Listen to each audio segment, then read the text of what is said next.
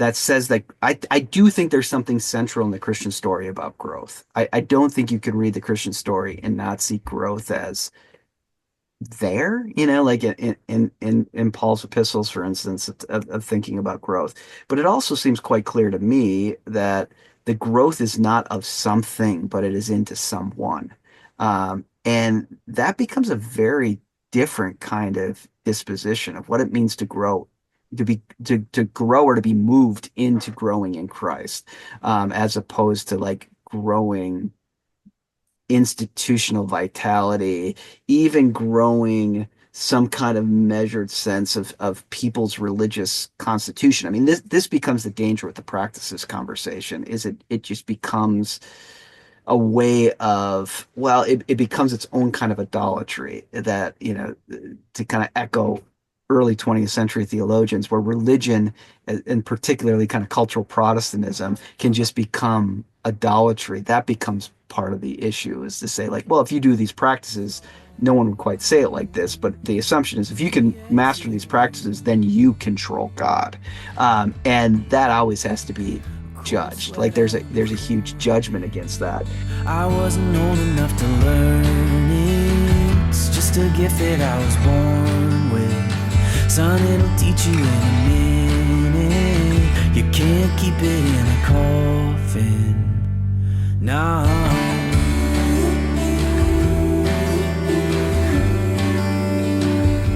Kia ora koutou and welcome to Lunch on the Way. Today we had the privilege and honor of having Dr. Andrew Root join us for a long conversation that weaved in and out of what is the stabilizer within a local church, what does it mean to do evangelism in an age where people are just lonely and they need consolation.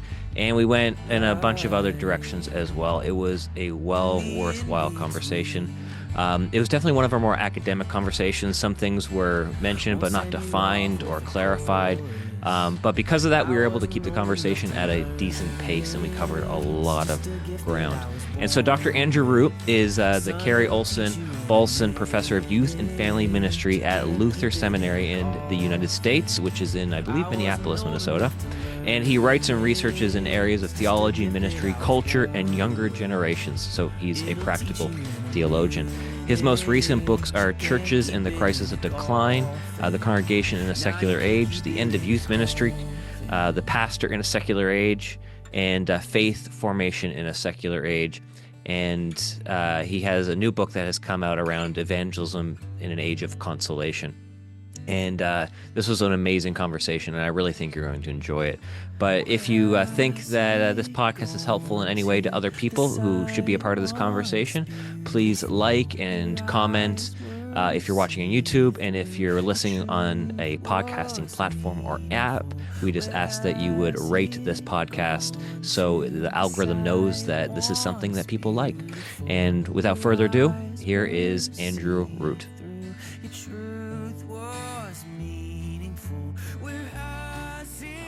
Discern where they should go and what they should do.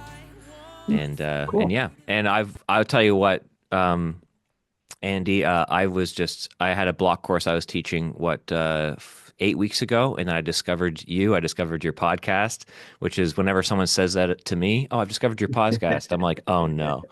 I'm like, what did I say, right? I'll tell you what, I listened to every single episode, and I was just like, it was just unreal. Especially when you said you watched Survivor, I was like, there's not too many of us out there in the wild anymore. Yeah, it was perfect. I was like, That's funny. at least I'm not caught up either. I don't know if you've been watched it yet. No, But I haven't watched this new season yet. I think I told you on email. My daughter and I watch together, and we wait until there's, a good 10 episodes, and then we Oh, just plow through it. Yeah. you're a sort of what do you call it? Totally binge on one. Yeah, we binge Survivor. Yeah. Right, it's such a good show. It's like it's the human psychological dimension It is is. unreal. Yes. I think so too. There's a lot of great conversations we have screaming at the TV and the decisions these people make. So Well, there was one, I don't know, it was 3 seasons ago. It was the lady who was a Latina lady who won. from Mm. Cuba, or from she was originally from Cuba, and someone Yeah. asked her the question of final tribal council. They said, which I thought was philosophically a wonderful answer she gave. He said, "I know you led with your heart the entire game. Can you give me an example of how you led with your head and did Yeah. rational things?" And then she said, "I don't know what you mean. I can't Yeah. divide the two. There's really no binary between my head and my heart." And I was Oh, like, that funny. is the perfect answer. That is like a right Yeah. and left brain hemisphere type of answer. Yeah. I Yeah. was like, man, you are on a different level. And I'm learning stuff That's from that cool. show. Yeah. Uh, Absolutely. well, I really realize here is that there is, in terms of age here, I would be the boomer, latent boomer. You're a Gen X, uh, I and we've got am. a Yeah. millennial here. So that should give us a Yeah. bit of perspective. Well, Yeah. hopefully you'll see. Um, Yeah. yeah, so where we want to kick off this morning was, to talk about a number of things. I think we could kick off by just talking about your recent book, Evangelism in an Age of Despair. I've got to confess, I haven't read it, but I've watched a little bit of podcasting that you've done around that. Um, I was just thinking about that in terms of, so what is that sort of come out of the other books that you've written? Yeah, I think so. I mean, I don't know. I violated the reader's trust when I told him there was going to be a 3 volume series called Ministry in the Secular Age, and Yeah, it turned into 6. So I've gotten a lot of a lot of pushback for that in a good way. I mean, I think people have been kind, but I always get the how verbose or something like, here's a person who was going to write 3 volumes and wrote 6. So I tried to really end that Ministry in a Secular Age series, but really the evangelism book could probably be that's volume the. 7 is Oh, essentially. okay. So I Yeah, just don't want to. I just don't want people complaining. So we didn't quite. And the publisher was like, "Yeah, we could probably stop at 6." So, but it does, I think, really feed into the larger project of the other books in many ways. right. Yeah. I mean, there's a lot of, I mean, evangelism it's an interesting word. It conjures up some quite a bit of reaction and in the Hmm. sense of pushback. And I think that what you're coming at is at recognizing this sort of that aspect, and then providing some sort of context in which we may be able to move forward with it. So Yeah, yeah, yeah, yeah, yeah, yeah, definitely. Yeah, I mean, it's a weird thing, at least in the States. I don't know how it is in New Zealand, but I have people who will. Well, there's this weird way that evangelism becomes readapted or almost said under people's breath that yeah, decline has set in so deeply, and especially in kind of mainline progressive communities, they're very aware of this in denominations. And then so they'll even say kind of under their breath, almost kind of flabbergasted on what else to do. Like they'll throw up their shoulders and be like, well, maybe we need to do evangelism.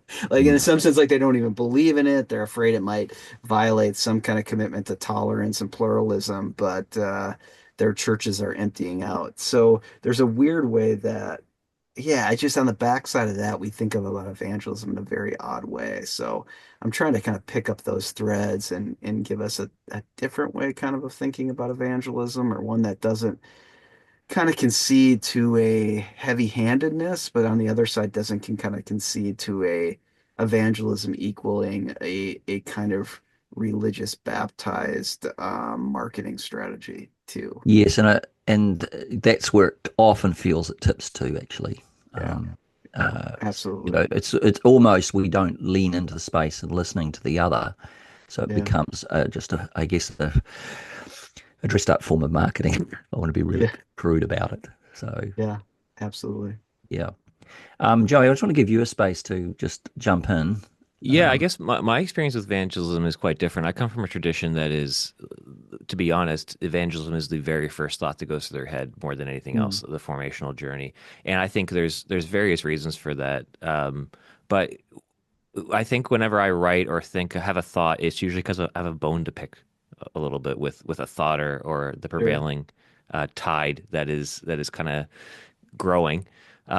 So other than what you've identified already, is there were there other things at play? To you're like, yeah, there needs to be a different way of kind of looking at evangelism as opposed to, maybe I'll just say it. How do we make everything about the church when it comes to how we gather and everything to be about how do we get more people into this building? And you approached it, from what I understand, quite differently in the sense of journeying with people in their despair and in the down moments of life. Yeah.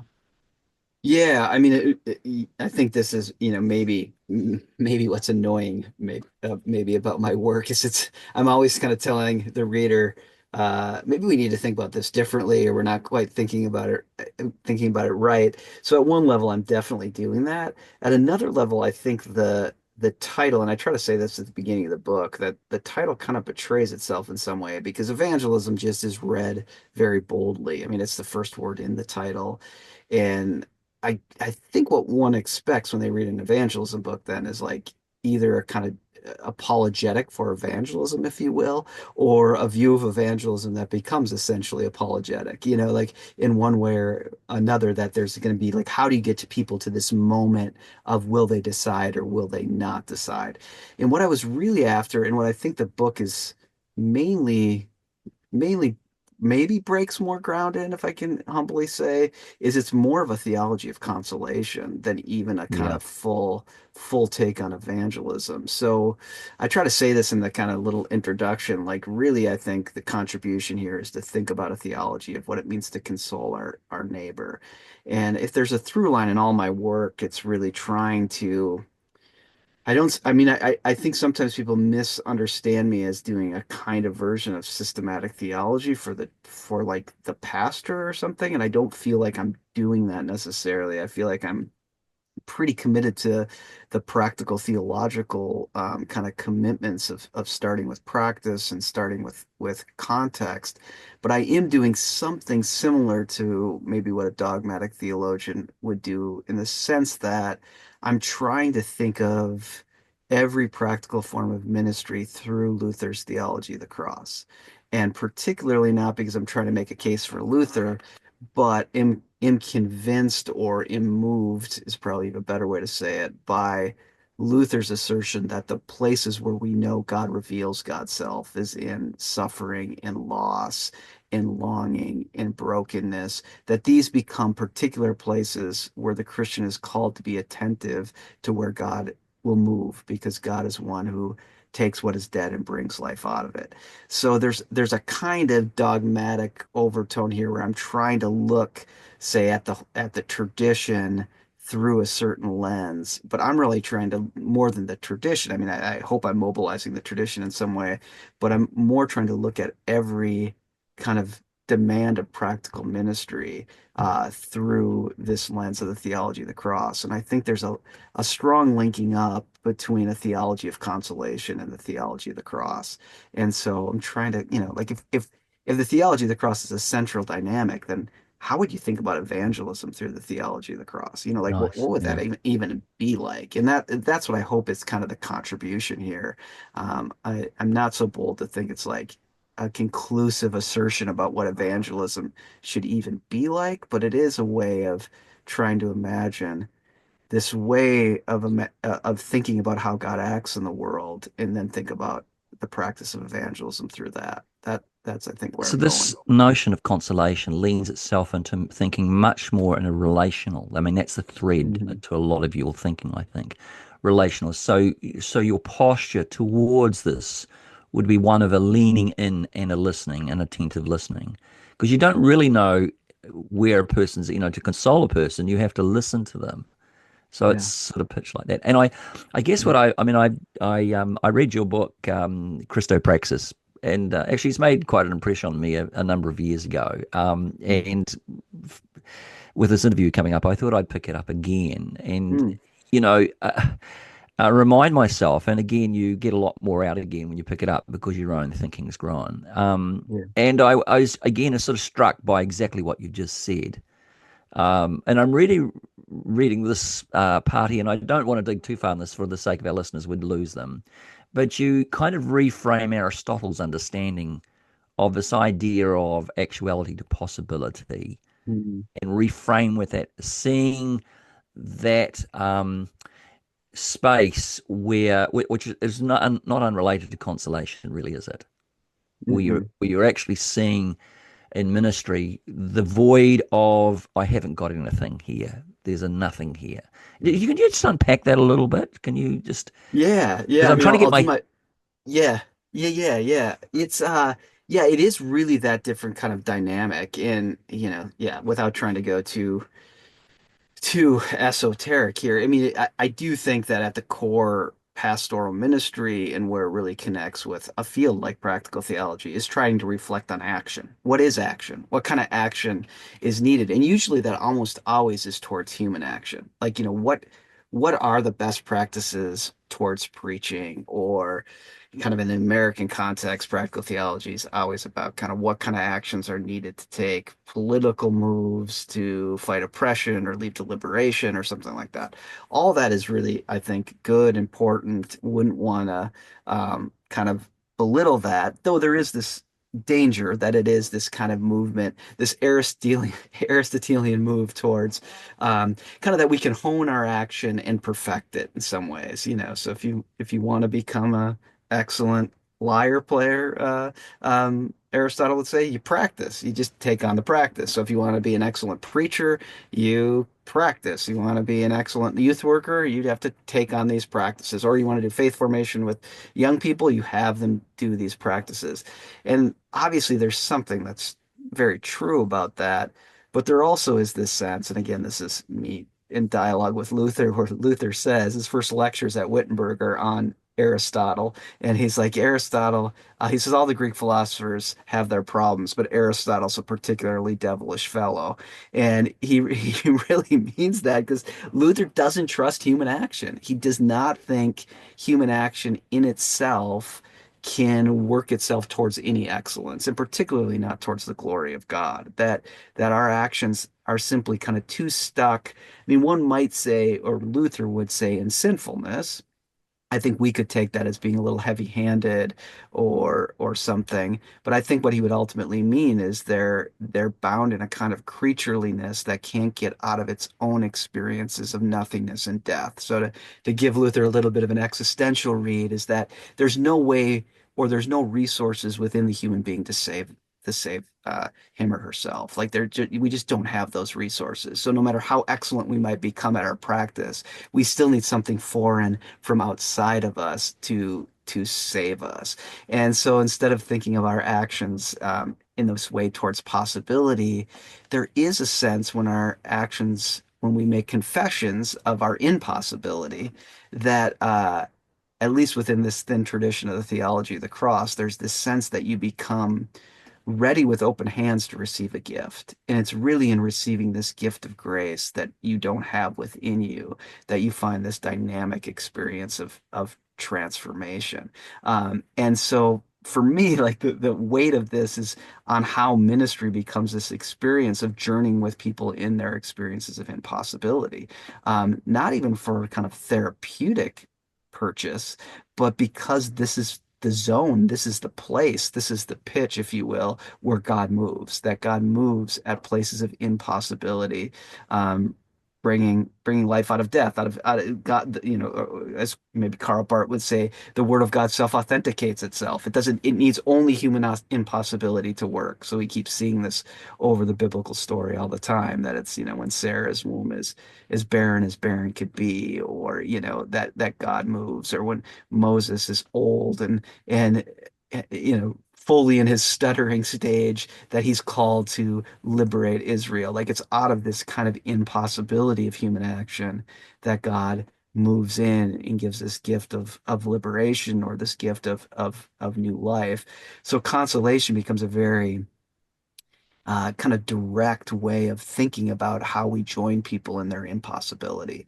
And I do try to do, some cultural analysis here, and think, particularly in North America, that this is a particularly lonely time for people, and they feel really quite lonely. And there's very few that the space of our world, to use another thinker's thoughts, has been overtaken, or the primary space of our world is a digital is a digital one, that this has kind of changed under our noses here in the last 25 years, that the public square is so naked, it's been ripped of is nothing but a skeleton.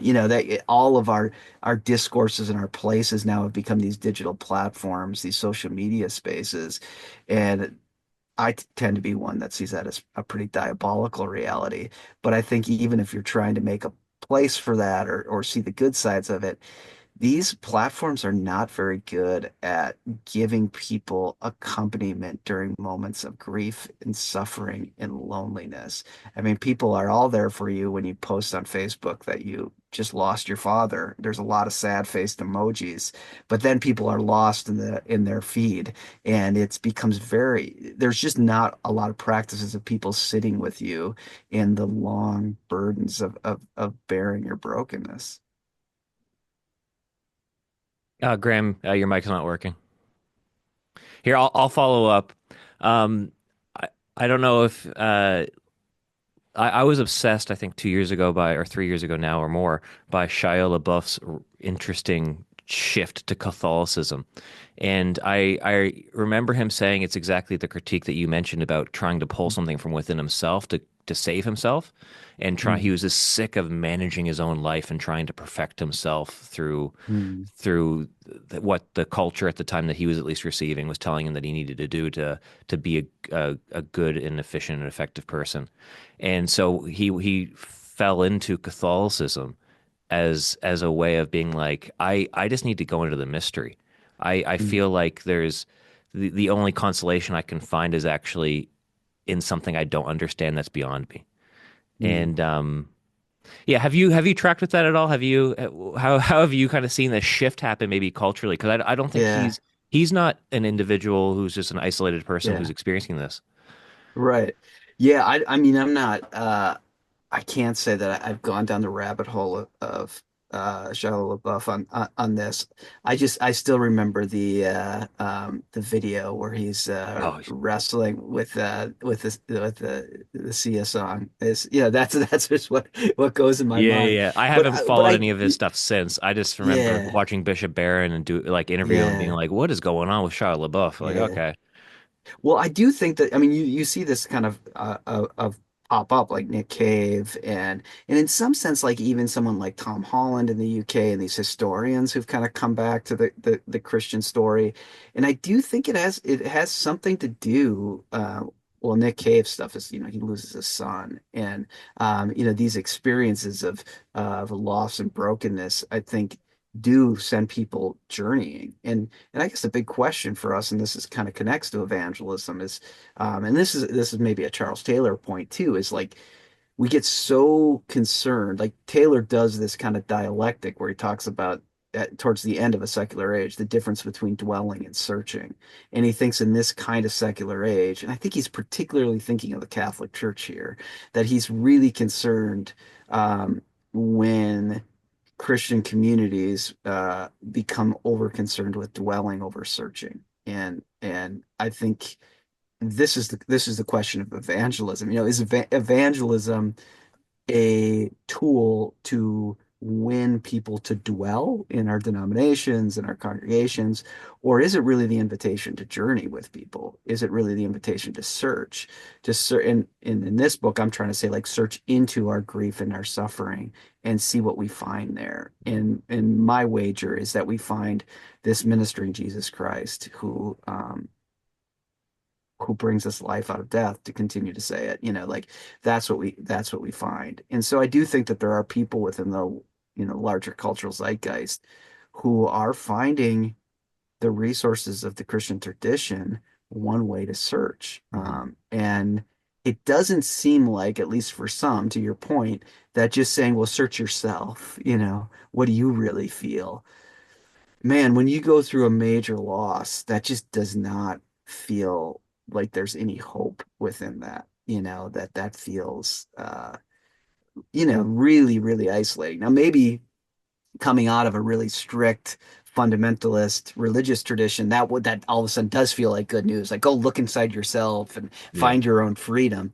But on the on the other side of this, of a majority of people now across the West, particularly who have grown up with like, you're perfect just as you are, discover what you want, who you are. Man, all of a sudden when you come up against major points of crisis and a loss, it's very isolating. I mean, Yeah. you're really alone in it.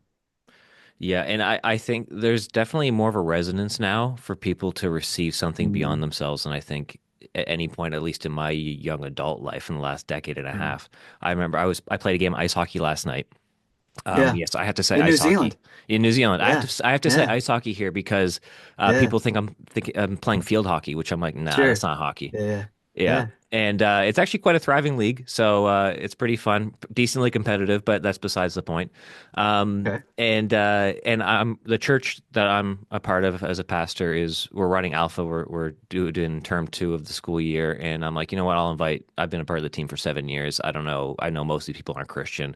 I don't know if it's going to resonate with them at all. Being like search for meaning and truth and life beyond yourself. It's somewhere else.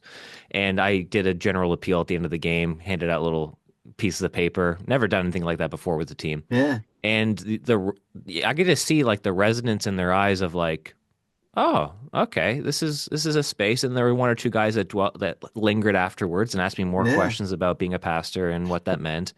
And they were genuinely curious. And I would, you don't know what people are I think there's like an existential consolation that everybody's kind of humming at, if you know what I Yeah. mean.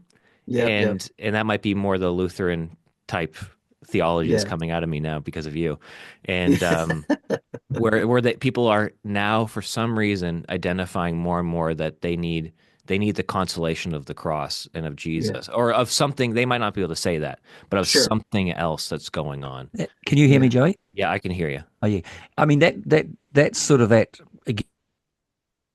Now I can't hear you. No, you just turned off again. Check your cable. Let's just pause real quick. Check your cable. Oh, I can hear you again. Talk. Sorry about that, Andy. No No, problem. Where are you from in Canada? yeah, I'm from Halifax, Nova Scotia, so far East Oh, are Coast. you? Okay. Yeah, Yeah. Of yeah, course. Yeah. Wow. yeah. That's And that's that's cool. I tell people So from here, from the land of Nathan McKinnon and Sidney oh, Crosby. you know more than I Oh, I know. expected. Do you follow Yes. ice hockey? Yeah. Uh-huh. Yeah. Yeah. Okay. Then the playoffs are Yeah. starting soon, and then if you like Nathan Very soon. McKinnon, well, are you Minnesota Wild I'm I'm guy? a, I'm a Wild fan. Yeah. Big Wild fan. Well, that's what I figured, and they have a good team. Yeah. They're getting better. Yeah, I mean we're in cap hell. So this is our last year of 15 million in cap problems. That's right, So from Parise but and someone else, right? and Suter, yeah. Yeah, And Can you hear me now? so I can. How about you yep. step back a little bit from the mic, Graham? You don't Okay. have to Is lean that too better? far into it. Is that How about you better? talk again? Test the mic. Is that okay? Yeah, that's perfect. That's good. Okay. Just don't touch So anything. back to there's a couple of ways I wanted to go with that. What you were talking about before. One is the sense of the lost digital space. Mm, Well, actually, I'll go back one step to what I was about to say. Is the sense of loss of transcendence. So we're always mm, looking for something other. mm, So the world's become flat. mm, So back to the sort of digital space. I mean, I guess we're thinking a little bit about the notion of relationship. We're doing something cross digital here, so there is mm. a sense of connection. And a bit of Yeah. hypocrisy. Yeah, it is Yeah. really. But is that sort of way you're thinking as well? That actually this digital space is disembodied us. It's eroded our sense of connection because more's happening in the sense of when we're together. Yeah. Yeah, I mean this is it's hard because there are certain ways that Um, well, I mean, and there's certain ways that I'm also a Heideggerian, and so I'm kind of convinced by Martin Heidegger in some ways. So there's a bit of me that's just like technology, yuck, like Yeah, it, yeah, it yeah, yeah. disconnects us from our being, which is also like talk about the hypocrisy. Here we are on Zoom, and my iPhone's beaming my camera, and if you could see this room, I have like three big screens all over the place, and so like I'm a technology, gadget person. So, like even this medium allows for at least some kind of discourse, some actual real discourse, where I do think that you could find consolation here. Yeah. I think you could. And our pandemic was framed by my wife, who's a pastor of a small Presbyterian church. Just before the pandemic started, a woman in her church, early 40s, small child, gets diagnosed with breast cancer. And she just says, I just don't, I'm so afraid. I just don't want to die. And our whole pandemic was framed by Cara doing morning and evening prayer with Jen and her husband over Zoom. That they would get on Zoom and they would pray, and there was real consolation in real prayer that happened there, and it was because of Zoom. And I always find it amazing that the kind of insult or phrase "you phony," I learned comes from when the telephone came about. Like like that politician is a Yeah, I phony. haven't really thought Really about that one. goes, yeah. Always go. I was surprised by this too. Goes back to the telephone because people used to call up and not say who they were, and you were a phony. You were someone who was, not not giving out who you were. So I do want to recognize that. What I'm really more concerned about is how social media becomes a space where we do our primary form of kind of societal decision making, where yeah, that becomes a kind of public square. And I am concerned about, and I use this in the story I tell in the book, about how we need to kind of go onto social media looking for consolation and have a hard time finding it. So one of the inspirations for the book was I saw a review and then read a book, a popular book called the Gospel of Wellness. And this woman was a New York Times writer and was just writing about, was very into wellness and all the wellness movements, was a major advocate for it. And then her father died. And she says, my yoga instructor didn't come and sit with me after my father died. She's like, no one was there. So there's a certain kind of similarity between this drive of wellness and the wellness industry and the way I think social media can work, which it does allow for expressions and allows for people to respond to and recognize those kind of expressions, but does it allow for a kind of, well, this kind of relational dynamic where I share your being? I Yeah. do think this kind of format could happen. I think there's also some problems with it. It makes it more difficult, but it could. But I'm really less, less positive about me just going on and posting on Facebook that I'm having a hard day and I'm feeling so alone, and having anyone be able to kind of rally to my side, or them think they are by just writing a comment like "hang in there, buddy," or whatever. Yeah. Yeah. Maybe it leads someone to call, maybe it leads someone to ask me uh, to go out for coffee, and there does start a relationship of consolation in the midst of that. But there's also this sense of things going so fast, and yeah, just the instrumental. I mean, Graham, to your point, like one of the through lines of my project has been just the fear of the way modernity instrumentalizes all our Yeah. relationships, Yeah. and that just I think happens in the way the social media space works. There's another piece that I just wanted to pivot to a little bit here. We don't need to go down that line, but when you were talking about the idea of the practice, and you do in your book talk about, I really caught this line that it's ontology first and then epistemology. So Hmm. so in other words, we sort of what we think now will act.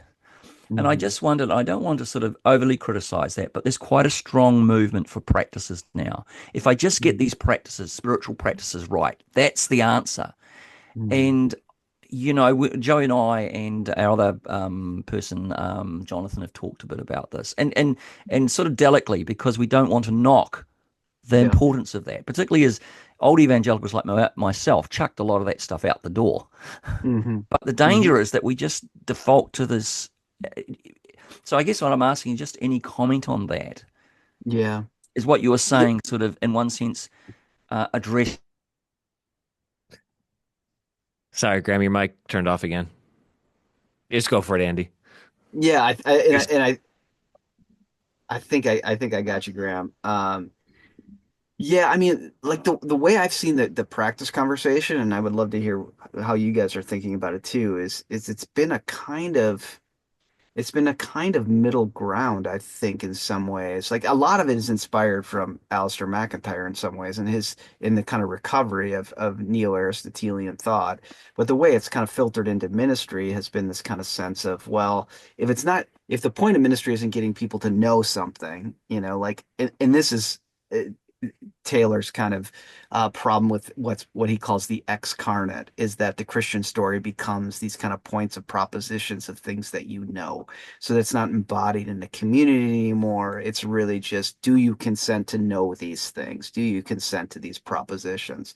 And in the very kind of Taylor-esque made-up word, he calls this excarnate, that it becomes devoid of bodies that practice it. So you can see how practice becomes a really important piece because it embodies us again. Um, but what I worry about in the practices assertion is this kind of performative dynamic, which it almost turns like if you can just perform this the right way, then you get to the solution. Not that you kind of have to bear the fact that well, you have to bear being, I guess. And so there is a way that I wouldn't want to disconnect practice from a way of being. But what I'm most interested about the Christian story, one of the elements that I'm most just interested in, is this ontological transformation. What does it mean that Paul says I'm in Christ? What does that actually mean? And it clearly isn't just that I know something. I'm in Christ because I've been able to know these things, and it isn't simply because I affiliate my practices in some way. I mean, there is a kind of ontological transformation that occurs. And yet, as a late modern person, I have the hardest time trying to figure out actually what that means, or as, to try to tell pastors and ministers, how do you lead people into this kind of ontological transformation? And then as a Protestant coming out of the Western church, how do I think about what it means to be in Christ when I don't have a kind of tradition of theosis of what and then even how do our Eastern brothers and sisters make sense of that in this kind of technological, epistemologically driven kind of societies, particularly after the Enlightenment. I mean, these things are, I think, what are really interesting to me is I do think that the minister, the pastor, has to make some kind of claim that Jesus Christ is a binding force and Jesus Christ binds himself to us. But how do we make that assertion? And it's more than just me consenting to a pool of information. And it's also more than me taking on a mindset of practices of a workout, like Yeah, I do this, this is the method of workout, this is the diet you have to take, so you do these things and you get the result. It's something deeper where the practices actually take me into an incredible transformation where I no longer live, but Christ lives in me, and the life that I live in the body and practice is in Christ. I mean, this is an incredibly deep transformation in the Christian tradition that I do think the way kind of immanence as a Western reality just keeps us from being able to get to that depth. yeah, yeah. When, Can when you? Oh, Yeah, I can hear you. So, what I think when you have those two examples of knowledge and practice is I remember going to a Catholic church for class, and there's this old man at the back reading the paper, and he's a part of the liturgy kind of, but he's really just there for the Lord's Supper, and that's it. Then he's Yeah, gone, yeah, and so yeah. he's like there's it seems like there's no binding of Christ there. But simultaneously, I also know people who are incredibly dogmatic about their theology and their knowing Godness, but they don't know God, you Mhm. know? And so there is this, maybe classically this surrender, this confession, this repentance type moment that is that binding moment that Mm. actually charges both of those things. Where when we come to knowledge, like I remember reading George Eldon Ladd's Gospel of the Kingdom for the first time, and it felt Mhm. like I was a Christian all over again because it was Mhm. just so profound for me. Simultaneously, going to be a part of a high liturgy Anglican service for the first time was just incredibly profound. But I don't think they either of them would have been so profound and charged if there wasn't that initial that binding, like you said. That Yeah. seems to be the common thing with both of those directions of Yeah. discipleship, if you will. Yeah. Yeah. Yeah. And then and to me that's the kind of, I think one of the critiques of this evangelism book is that evangelism and discipleship, I almost glue them together. That they're really close together. And I think we've kind of classically seen them as pretty not far apart, but as fairly distinctive. And I almost want to say they're really connected. Like you are evangelized once you follow Christ, and then this once you follow Christ, you're a disciple. Like you respond to the good news by following Christ. And then as soon as you follow Christ, you are a disciple. Like, these things are very, very close together. And so it's a kind of thought of like what it means to follow Jesus into sorrow is to be his disciple, but to invite people into that and to accompany them in that is also to participate in the event of proclaiming the good news, of embodying the good news. So I think if there's a critique and maybe also something generative to reflect on is how close with a theology of consolation, discipleship and evangelism almost happen simultaneously in some ways, or are really really glued together, if that's even a good metaphor to use. To shift, Um, I was going where to do you want to pivot go, too. Graham? Well, I was going to pivot I and was going to ask pivot you. too. Where are you going Yeah. to pivot? Well, I'll just ask this question because there's lots of ways we go. But we were in a meeting yesterday discussing pastoral development of pastoral leadership, and I've come off the back end of that quite reflective about what we just discussed. It went this way, it went that way, and so I wanted to ask you if you were to think about pastoral training in the present context.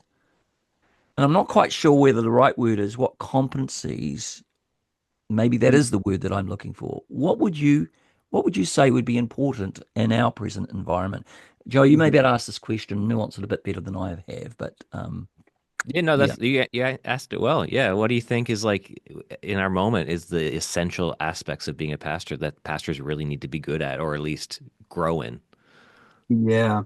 So my answer to this always makes me feel incredibly pietistic. Mm. And there, I mean, it's an interesting kind of yeah, it's an interesting kind of response, because to feel pietistic is also, you feel like, well, maybe I'm being naive, or you're going to perceive me as naive, which is interesting in itself.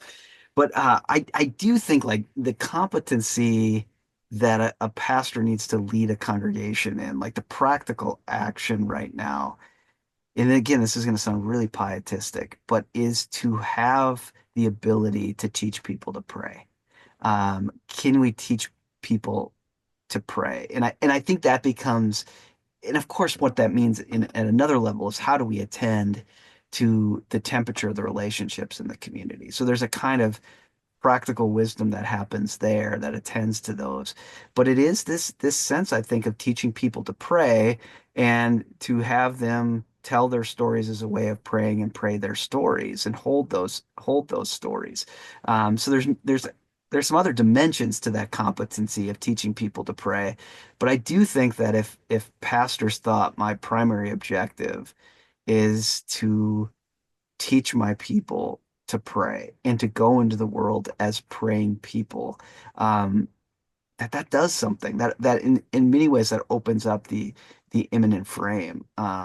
I mean, I think in each of these books, when I get practical or get towards the end and kind of what this looks like, I run into problems, and one of the problems is I just can't give you 8 bullet point things. I wish I could, because I would have those behind a paywall, and people would have to pay to get those bullet points, and then I would be flying to New Zealand in a few weeks private. Like I would be very rich. So at one level, I wish I could. At another level, I just don't think it's possible. But there is this sense that the kind of even practical dispositions I want to look at have to take into consideration, because of the theological element I'm working, that they are at some level passive. And I mean that in a kind of theological way, that they are trying to lead a community and persons into not a stance of being more and more active, or not even a stance of being more and more contemplative. Think about this deeper, do this, do this more. But they are more of a position of passivity where I stop and I open my hands and I wait. I wait upon God's act. I wait upon my neighbor to hear me and to respond to me. I actually listen to my neighbor and hear their story. That there's a kind of sense of passivity. And prayer is a kind of active passivity, to use Christoph Blumhardt's kind of phrase, that there's an active waiting in prayer. It's an action, but it also is a stance of waiting to hear God, waiting to hear the needs of our neighbor, to pray for them. And so that's ultimately what I would want to get at when I say it would be teaching people to pray. It really ultimately is teaching. I think the competency a pastor needs to have is the ability to wait on God and yearn to hear God speak, and to to to bear the story, even in its absurdity, that this God will speak and this God will lead this community.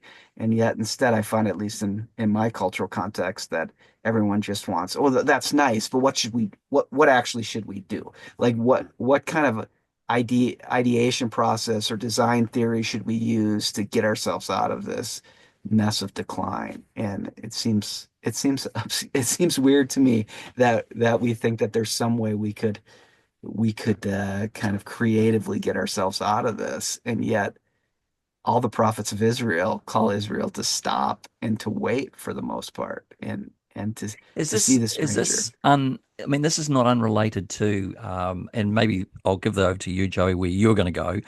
You may be going in this direction, but Hermot Roses, Hmm. uh, strongly this resonance thing, and I think, I mean, recently I was at the Bath, well, heard the Bath conference where you were talking about growth, and Hmm. this underneath this compulsion to act is an anxiety. Yeah. You talked about this anxiety, so we're kind of on this treadmill, and so there's this anxiety or anxious presence that we've got to do something, and prayer just seems too passive to. So I really Absolutely. want to narrow down on this Absolutely. one. I've got a Yeah. lot of Okay, thoughts for you this go one. for it, Joey, and No, then no. So, yeah. Andy, would you mind just kind of teasing out in like a few minutes that Herman Rosa paralleling growth as stabilizer thesis to church Yeah. stabilization? Yeah. Yeah, so there's something about, I mean, as we've already mentioned Charles Taylor a bit, we can mention Hartmut Rosa, which there's ways that, well, in many ways, what Rosa wrote his dissertation on Taylor, so he's impacted by Taylor's thought, but there are ways that they're very different, and there's ways that I feel somewhat more connected to Rosa than Taylor, because I've told Hartmut this, that he's more of a Protestant, he's more of a Lutheran, than Taylor, the Quebecois, Catholic. Um, but what that means, and why I bring that up, is because Rosa always has to work out of a dialectic, a kind of a no, a yes, a judgment, a grace. Though he would probably be uncomfortable with me saying uh, judgment and grace. But he first has to tell you what's wrong with modernity, like what's the problems with it. So even when he wants to be constructive, he has to tell you all about social acceleration. So he wants to get to resonance. He's still got to tell you why resonance is really hard, why we feel disconnected from the world, why alienation is there. And at the heart of his project is exactly kind of this point, Joey, is that he thinks that what it means to be modern and what it means to have a modern society is when you enter into a way of stabilization, that all societies throughout all history have had to stabilize themselves. They had to find some way to make sure they have continuity across time. But you become modern when the way you promise continuity in your society is dependent on growth. That if you don't grow, that's what will maim your society.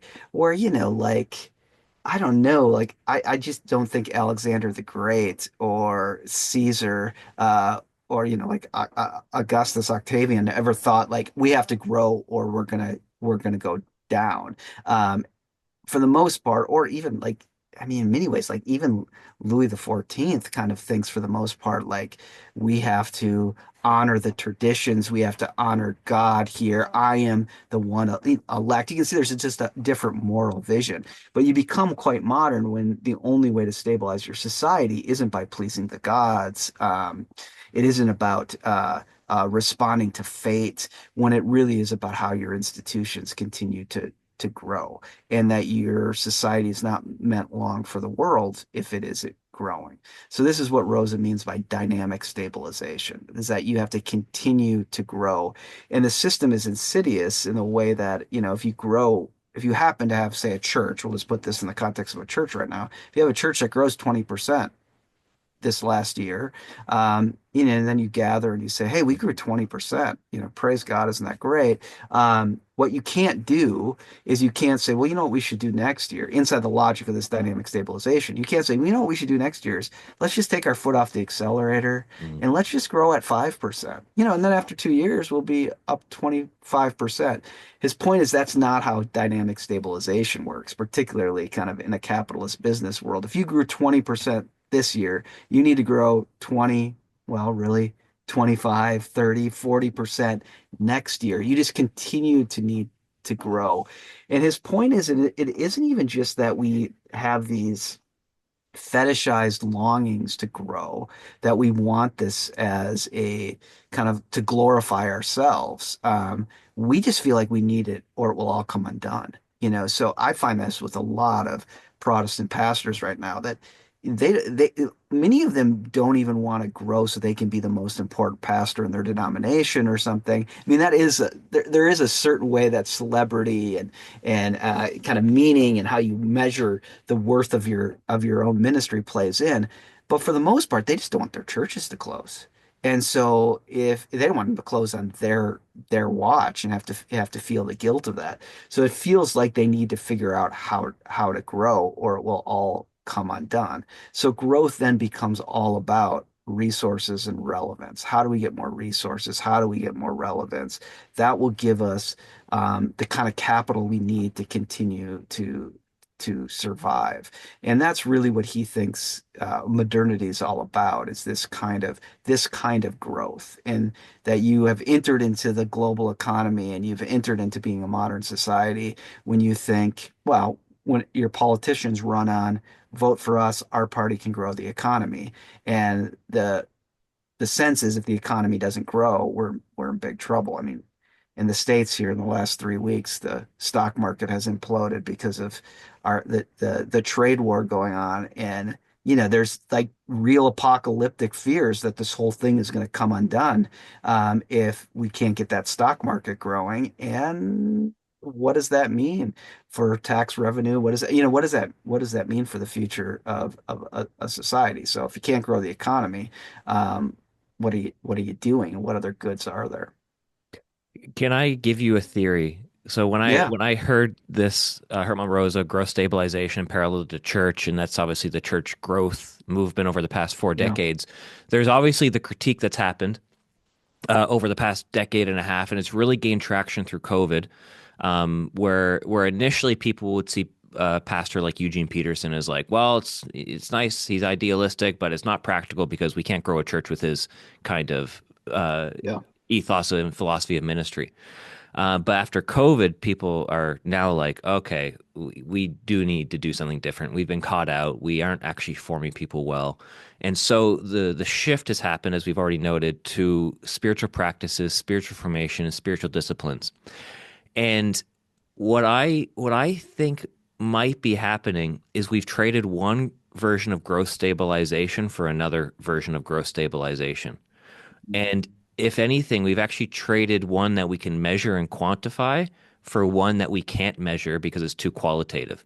And yeah, I think what that's doing is it's actually creating more anxiety because we actually can't see if the church is stable at all based on people's pursuits of formation. I yeah, remember I was in a conversation with a pastor at a coaches retreat that Graeme helps run.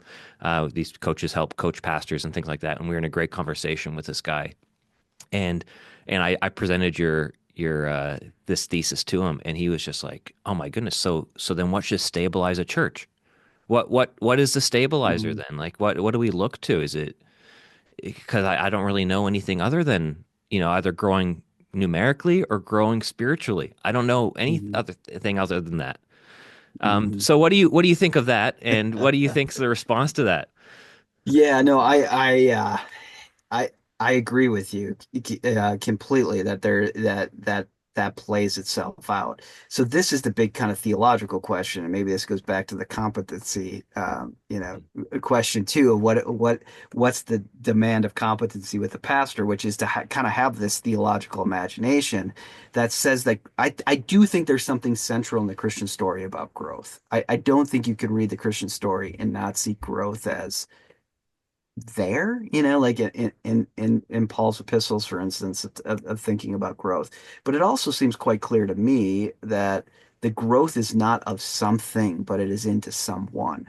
And that becomes a very different kind of disposition of what it means to grow, to grow or to be moved into growing in Christ, as opposed to like growing institutional vitality, even growing some kind of measured sense of people's religious constitution. I mean, this becomes the danger with the practices conversation, is it just becomes a way of, well, it becomes its own kind of idolatry that, to kind of echo early 20th century theologians, where religion, and particularly kind of cultural Protestantism, can just become idolatry. That becomes part of the issue, is to say, like, well, if you do these practices, no one would quite say it like this, but the assumption is if you can master these practices, then you control God.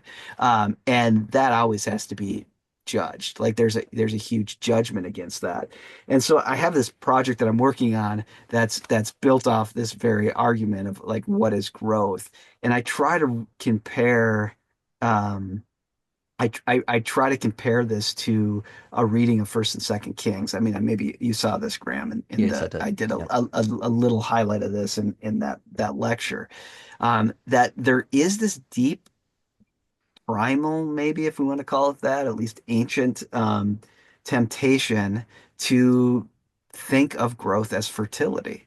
And I think the Christian story denies that assertion that growth is into the cross of Christ, which looks like anything but fertility, or growth is not Artemis's ability to give, you can think of Artemis as this incredible instrument of fertility, Artemis of Ephesus. Very different contrast to all these pictures we get, really from the sixth century on, of the Madonna and the child. Like that's a very different sense. And yet there's a growth that's at play here. Mary and the child, the Christ child, are growing into a life together, but it isn't the kind of growing of resources that demands. I mean, we're back at thinking about action again, like this hyper, you have to do more, you have to get more out of this. How do we parlay this into something else? There's just a different kind of relational dynamic at play. So what I can't free us from, and Joy, to your point, going this direction does not give us something really quantifiable to measure growth by. That in some sense, like the measure of this are the narratives, not even of triumph. They're the narratives of life together, of shared life, of the ability of the church to console. Like we're back to that. And so what does it mean to grow into to that? I think is the deep question here. But even in the iconography of the Christian tradition, there's this glorification and worship of this relational dynamic over this kind of surplus of how you win resources. I mean, in many ways, Elijah is absolutely against that. The fact that you could do a syncretism in Elijah's mind between Baal and Yahweh is absolutely absurd to him, so much that his name means Yahweh alone is my God. Like if it couldn't be more explicit, where he's like, no syncretism here. And he doesn't think it's possible because these are very different logics. I mean, Baal demands continued escalation of spilled energy and spilled blood, spilled sweat. And that returns us to Egypt and again makes us slaves. slaves to our own action, to what we have to do, where he really, I think, thinks that what Yahweh brings is, first of all, Yahweh comes out of the desert. So there's no resource accruing here. And Yahweh wants children, children to speak to, children to be in this relational dynamic of word and response to. And so, how you measure that again is how you measure it through experiences of resonance, really. Like how do we feel bound to one another, and how do we hear the world speak and hear one another speak, and it is a kind of mark of what it means to share life together more than what we can count. Though, counting's not all bad, but we are pretty obsessed, I think, because of the way dynamic stabilization works with counting things. Yeah. Yeah, I mean, I have before me uh, the Centre of the Church Leadership. We've just done, and not wrongly done, but this drive to find characteristics of church, healthy church, which I'm always nervous about metrics. Mm. Um, but and so the question comes, well, can we actually what does it even look like? Is it a wrong question? Yeah. Yeah, well, I mean, there's also the ugly ditch on the other side of this, which I've also seen. I've seen it on faculties. I'm sure you both would agree that theology faculties are the most stable, rational, reasoned people who ever existed. Like you find all your worst behavior on theology faculties more than anywhere else in the world. And I've known colleagues who have refused any form of assessment, and they will package that as some kind of larger theological commitment, but really it's just they're lazy and they don't want to they would like not anyone to look into what they're actually doing. So the other ugly ditch here is that to say, well, you can't count this, it's not quantifiable, so therefore there should be no assessment. No one should ever ask hard questions, and therefore you're just kind of baptizing really bad ministry. I don't want that either. But I think there's got to be ways that we ask people to be accountable for their leadership. But maybe this is our kind of connection to Charles Taylor too.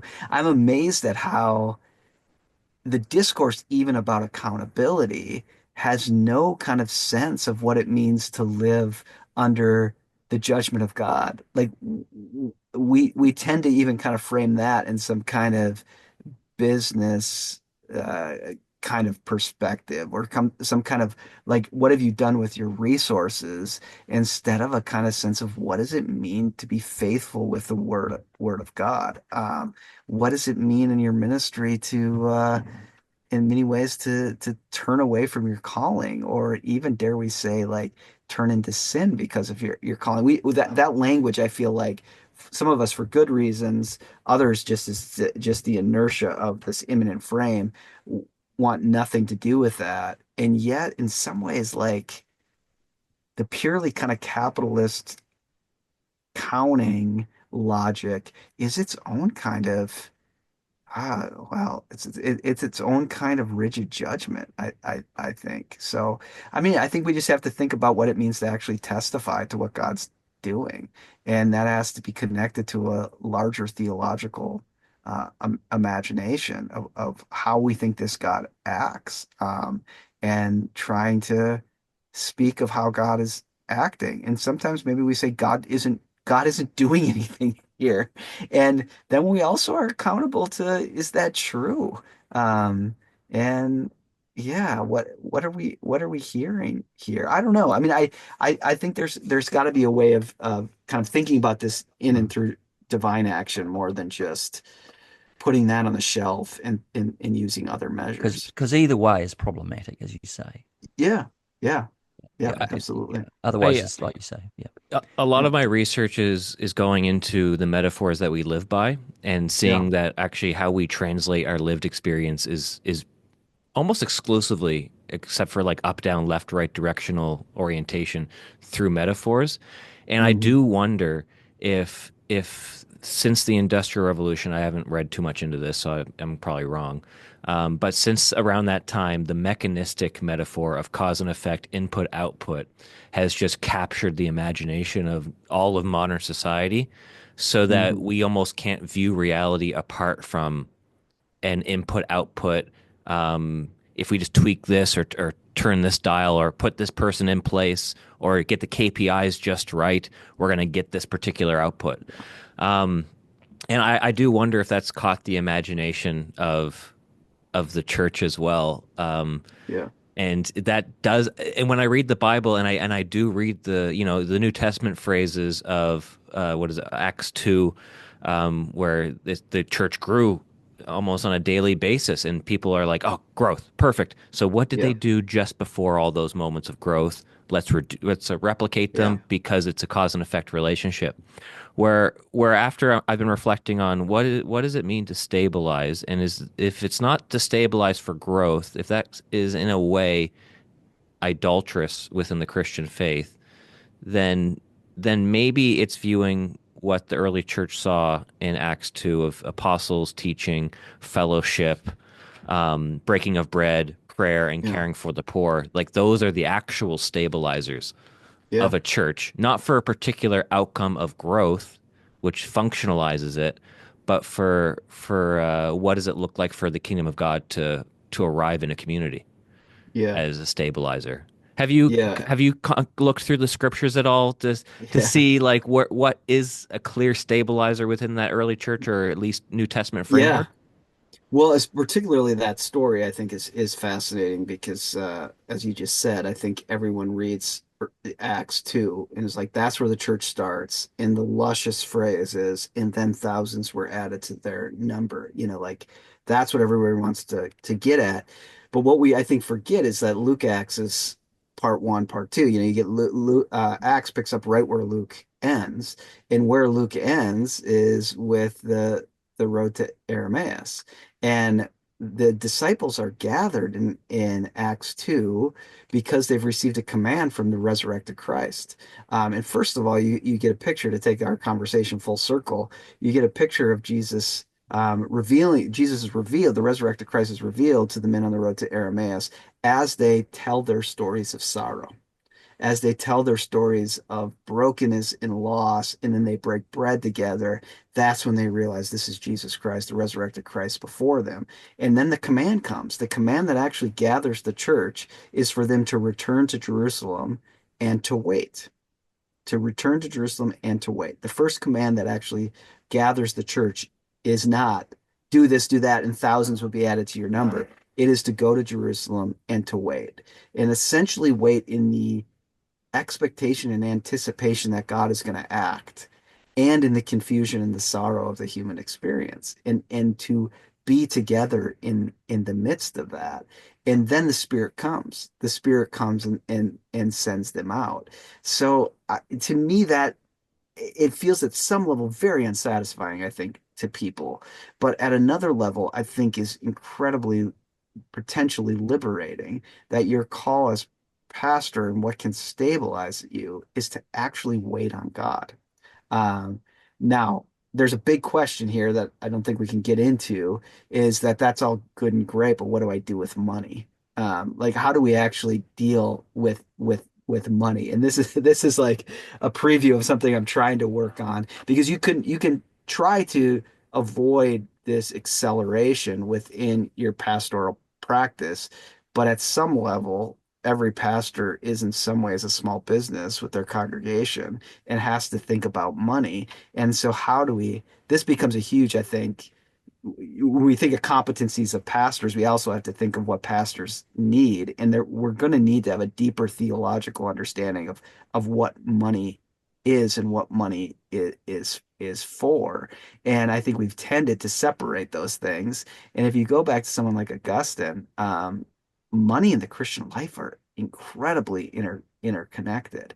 And in many ways, Augustine is against the Pelagian controversy and against Pelagius, because he thinks if you can perfect yourself and you don't need to continue to ask for remission of your sin, then you don't give alms. And if you don't give alms, then the poor are left out. And so one of the big problems with a view that you can work your way out of your sin is that you end up leaving the poor out of this. So, it's back to your point that there's something about what it means to give to the poor that disconnects us from these accelerating modes and reimagines kind of how money works and what money is. And yeah, there's a lot more to say on that. But I do think, I mean, this seems there's a deep well here, but at initial blush, it seems very basic, which is that you try to help a community wait Hmm. and wait on God. Well, that's a huge hermeneutical issue. Like, how do you wait to hear God speak? How do you know when it's God? How do you know when it's not just the pastor's ego or the crazy person in the congregation or the person who has the most money who gets to say this? Like, these are huge leadership issues.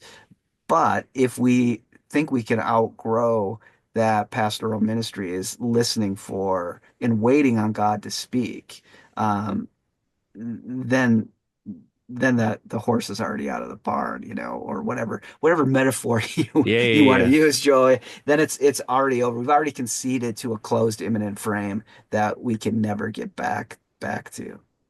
I mean, what I'm hearing you saying, at a really practical congregational level, there is a sense in which that waiting opens that sort of space to kind of communities that need to relearn what discernment is.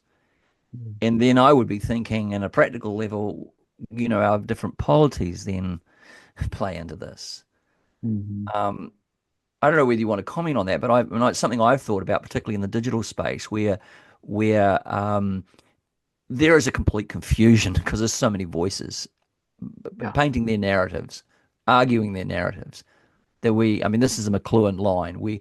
In a kind of, we sort of revert to a pre-Socratic world where it's Mm-hmm. simply opinion. There is no Yeah. truth. It's just opinion. So in this sort of cultural sort of mush, then church communities then kind of need to lean back and I wonder need to lean back into rediscovering.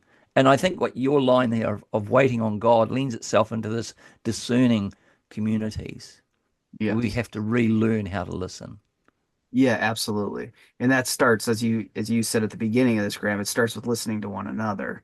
And but has this deep sense that God has a word for us, that God will speak, that God will lead. And it is all to me, it's all about discernment. And this is and it is like a deep kind of hermeneutical reality. So, we're back to competencies of the pastor again. It's like how do you go in and lead your congregation in a kind of hermeneutical way of, how do you discern? How do you discern how God is moving and acting? And that's in what I want to really say too is that that's dangerous. I mean, throughout the Christian tradition, it is a dangerous, dangerous thing to ask, what is God doing?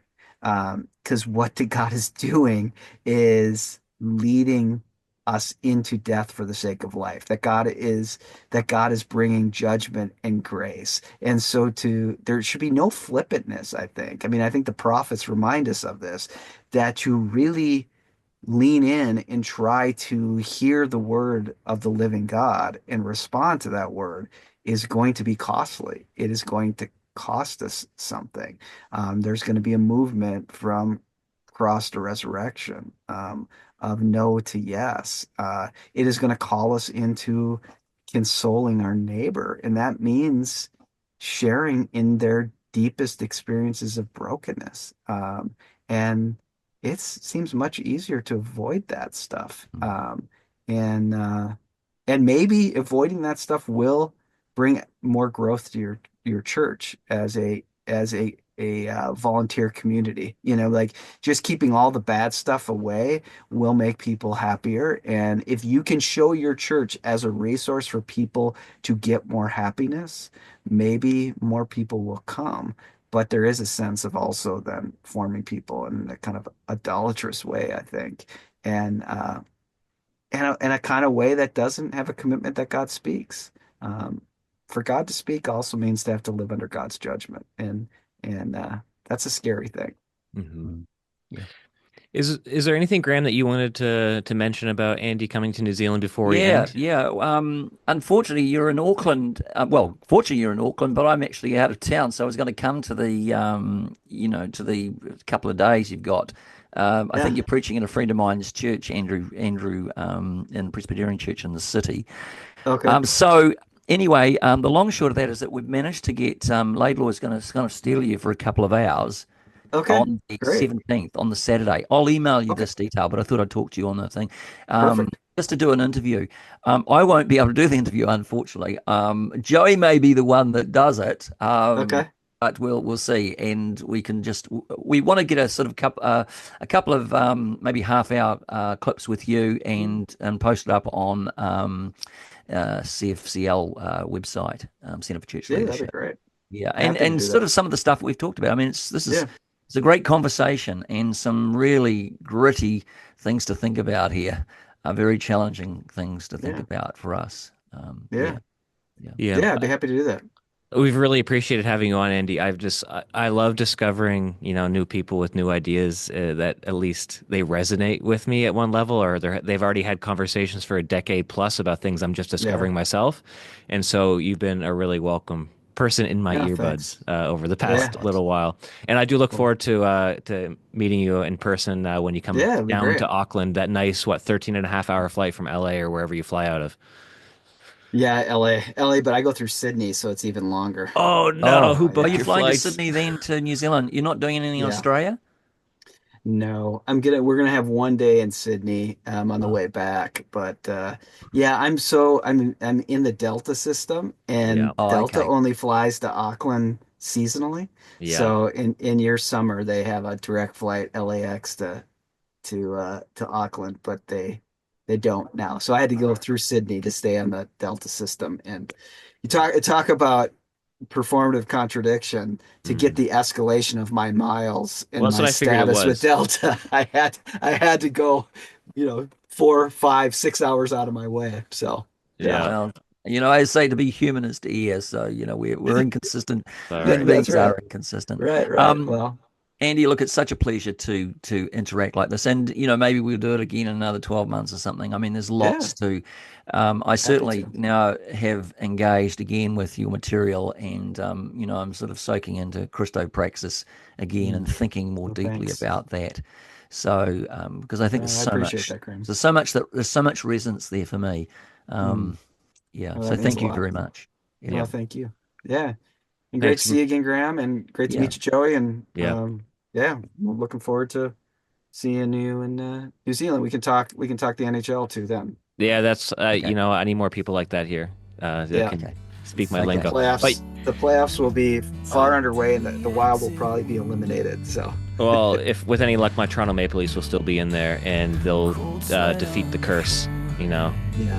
I wasn't old enough to learn it. It's just a gift that I was born with. Son, it'll teach you in a minute. You can't keep it in a coffin. No.